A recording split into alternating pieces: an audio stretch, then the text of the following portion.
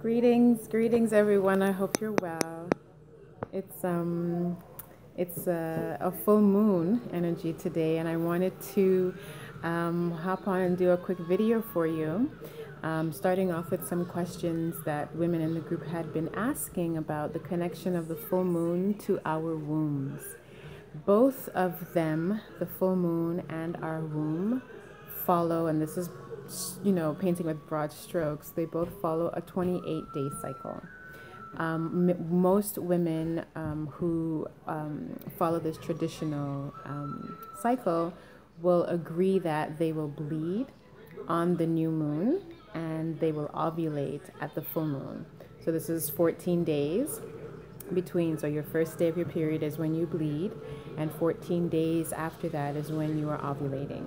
So I would ask for you all to just kind of pay attention to when you're a little bit more aroused, pay attention to when you're more moody, pay attention to when you crave different foods, when you react or you feel more triggered, and just start to map out what your cycles are, because as I mentioned, broad strokes, not every woman, not every womb carrier menstruates or has her cycle according to what traditional healers believe in terms of new moon and full moon, because sometimes our cycles are off for different reasons: environmental reasons, physical problems, imbalances, food that we eat, stress that we're holding in our body. Ideally, we want our rhythm to be in tune with the moon's rhythm, which right now is the real calendar that we should be following, right? Because it's an even and equal 28-day cycle, whereas the cycles that we're following, like our calendar, isn't even on. It isn't on point. It isn't a proper calendar. It isn't exact. Right? We have 365 days in a quarter. We have some months with 30 days, some months with 31, right? So we really have to look at what kind of time we're following, what kind of rhythms we follow. So when a woman gets in tune to her womb and to the rhythm that it carries for her and its relationship to the moon, you'll begin to see how things manifest differently in your life, how they come together, how you understand creativity, potential, abundance, and all of these beautiful blessings. I also wanted to talk about the throat chakra. This month of May, we have been focusing on the throat chakra and communication, and the throat chakra as the voice of the soul, expression, and our communication and connection to truth, right? And I think this is where I'm at right now. What is your connection to truth? Be it good and be it not so good, right? Not everyone can handle truth, and so we must measure, right, our truth and our discernment, and how much we're able to dig and how much we're able to be real with ourselves and people and authentic.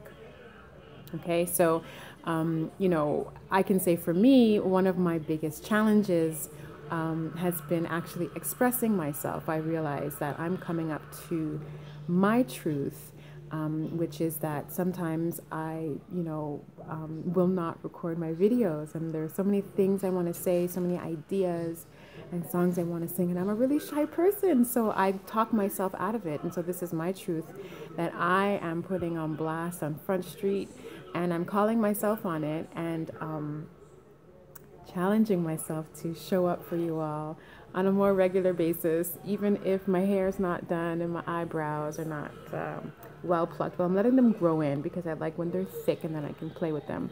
Or if my children are running up and down. So this is me in my vulnerable moment,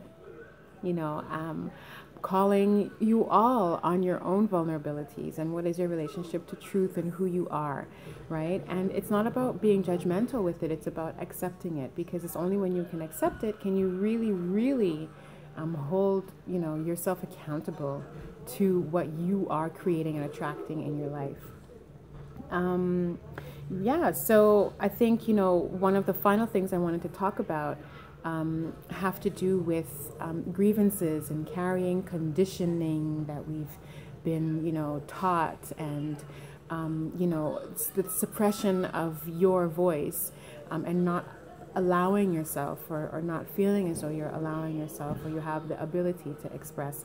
And so you know, I have some notes here, and it says, you know, be honest with yourself about yourself, get into alignment with your purpose and your passion. And so the throat chakra also is the chakra that connects us to the group soul. And this means that whatever we're doing for the greater good of what needs to be done, not something that's specific to your personal desires, right? And so this also means that you start connecting more with your purpose and your passion. But this is because you are allowing yourself to move into divine will and not your will, right? And this is when you follow your intuition, when you get those inspirations and those inklings, and that evokes that hunger and that joy and that desire, whatever it may be, as quote unquote menial or as extraordinary and extravagant as it may be. Whatever it is that brings you joy, those sparks and those passions, you know, when it comes to service and when it comes to service of people and your environment, this is where you need to follow and you need to continue on.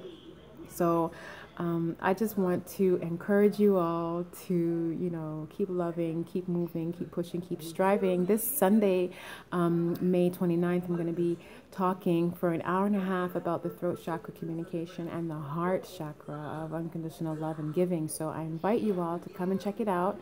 You can sign up, info@cultivateyourown.com, and I'll send you the information for the talk. It's going to be on Zoom. So once again, it's a Curveball Thursday. So what kind of new things are you learning about yourself that make you go, huh? Right. Be well.